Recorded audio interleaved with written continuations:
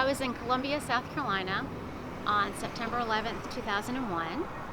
I was getting my kids ready for school that morning, and I was driving actually my son to preschool when I was listening to the radio, and they were talking about some planes flying into some buildings, and I was wondering if I was listening correctly because I didn't think that happened here in the United States. When I got to preschool, realized that they were actually talking about the World Trade Center in New York City.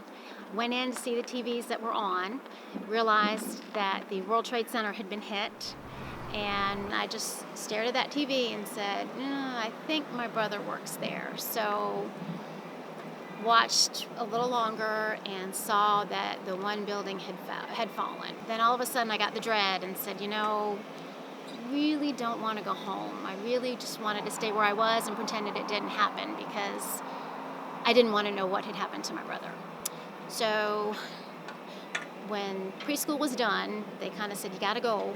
So picked up my son, drove home, and when I walked in the door, I had received several voice messages. My voice box was getting pretty full, and before I even listened to what any of them said, I knew that my brother was in the buildings and had not come home.